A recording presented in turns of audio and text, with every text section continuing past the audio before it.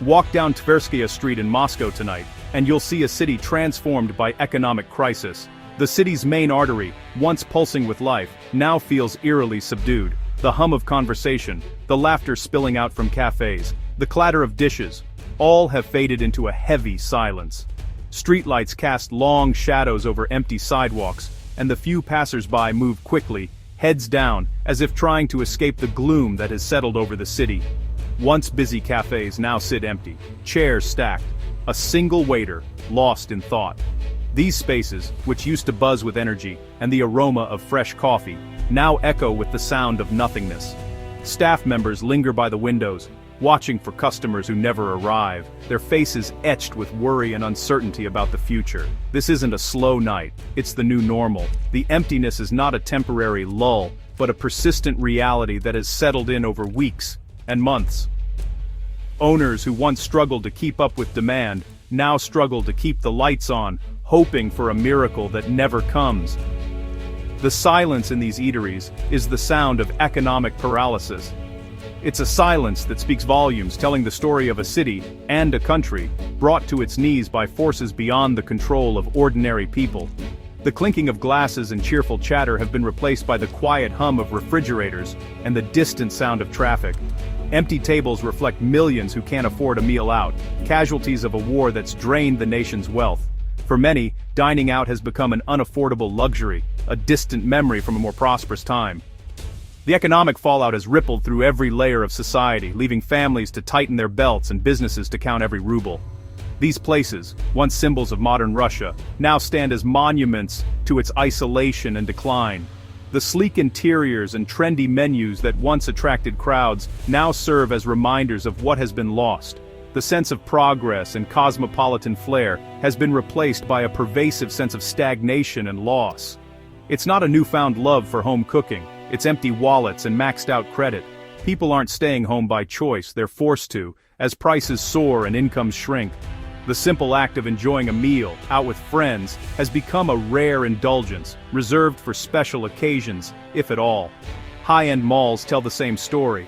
Bright lights, empty shops, and vanished customers. Once bustling with shoppers and tourists, these temples of consumerism now echo with footsteps and the occasional announcement over the loudspeaker. Storefronts display the latest fashions to no one, and salespeople stand idle, waiting for a rush that never comes. This isn't a typical recession, it's a systemic collapse, the result of catastrophic decisions that have left Russia broke and isolated.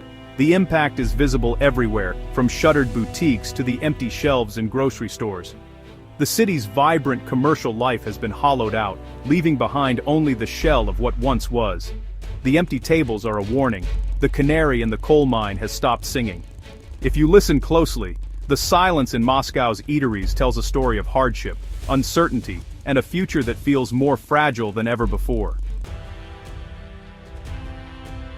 How did Russia, rich in oil and gas, end up broke? The answer: war. The Kremlin has drained its national wealth fund, selling off foreign currency and gold at a frantic pace. It's a desperate move, like pawning family heirlooms to pay debts. Meanwhile, oil and gas revenues have collapsed under sanctions and price caps. Russia's budget was built on fantasy oil prices. Now, deficits are exploding. The government borrows from its own banks just to keep the lights on. A circular firing squad of debt. The piggy bank is empty, and the pig has been sold for scraps. Russia's financial shield is gone, leaving the country dangerously exposed.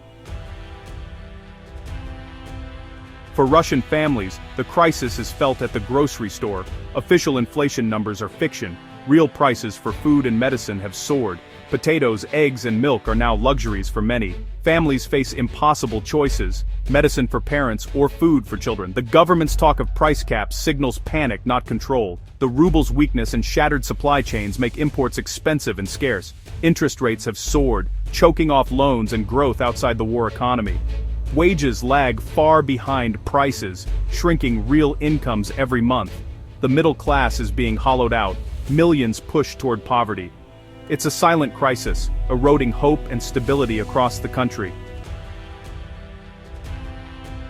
Russia's war economy is a paradox. record low unemployment, but rising unpaid wages. On the surface, it looks like everyone has a job, but beneath that, millions are struggling to get paid at all. The official numbers hide a growing crisis. People are working more, but earning less, and the ruble is losing its value faster than ever before.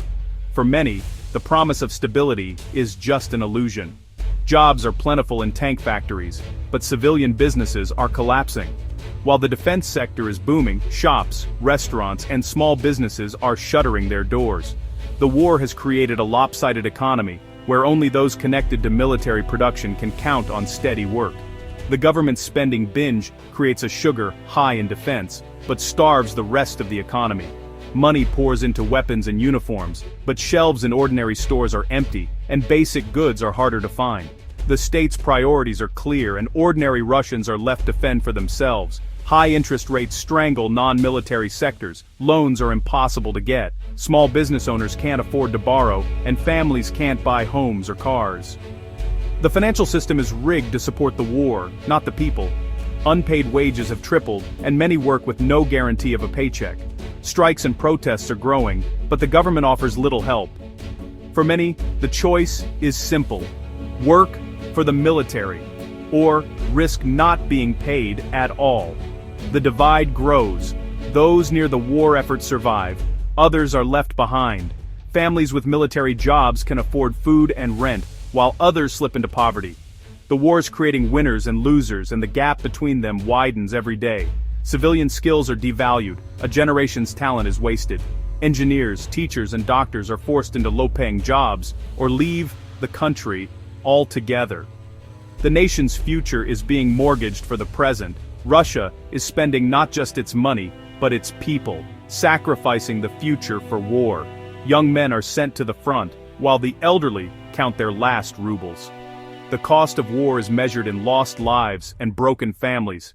The economy is being dismantled, piece by piece. Once thriving factories are now silent, and entire towns are fading away. The infrastructure that once supported millions is crumbling, leaving communities isolated and hopeless. The cost isn't just financial, it's generational. Children grow up in uncertainty, and families are forced to make impossible choices. The scars of this war economy will last for decades, shaping the lives of Russians yet unborn. Russia's crisis is a chain reaction, one event setting off another, with consequences rippling through every corner of daily life. What began as a fuel shortage has quickly spiraled into a much deeper emergency, touching everything from transportation to the food on people's tables. As gas stations run dry, drivers wait for hours, hoping for a few precious liters. Fuel shortages trigger food shortages, and chaos spreads. Grocery store shelves, once stocked with essentials, now sit empty. The scarcity isn't just about high prices. It's about goods that simply can't get through. The government, desperate to keep its military supplied, commandeers civilian trucks. This cripples the already fragile supply chains, leaving businesses and communities stranded. Deliveries of food, medicine, and other necessities grind to a halt. Gasoline is rationed, with lines stretching for blocks. People wait anxiously, not knowing if they'll get enough to make it through the week. Shelves go empty, not just from high prices but from goods stuck far away, unable to reach the cities and towns that need them most. Ukrainian drone strikes on oil infrastructure worsen the crisis, hitting refineries deep inside Russia. Each attack sends shockwaves through the system, making the shortages even more severe. Every new strike tightens the pressure, reducing fuel supplies further. Frustration grows as drivers are turned away from empty pumps, and the sense of uncertainty deepens. Farmers can't harvest their crops, truckers can't deliver goods, and factories can't ship products. The machinery of the economy grinds to a halt, leaving entire industries at a standstill. The economy's basic mechanics are breaking down. Trains sit idle, businesses shutter their doors, and workers are left without jobs or hope for relief.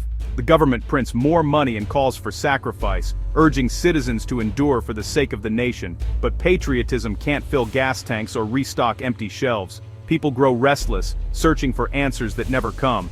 The dominoes are falling, one after another, and there's no clear answer in sight. For millions, daily life is now a struggle for the basics: fuel, food, and a sense of stability that seems to slip further away with each passing day. Behind the scenes, Russia's banks are quietly unraveling. Officially, bad loans look low, but the truth is hidden. The military-industrial complex is drowning in debt. State banks are forced to lend to unprofitable defense firms, creating a ticking time bomb. The government issues bonds. Banks buy them with money recycled from defense loans, a closed loop of debt. Banks are now hollow arms of the Kremlin, not real financial institutions. Experts warn a systemic banking crisis could hit by late 2026. If just a few big loans default, the whole system could collapse. Ordinary Russian savings and credit would vanish overnight. The government's gamble with the banks may soon come due.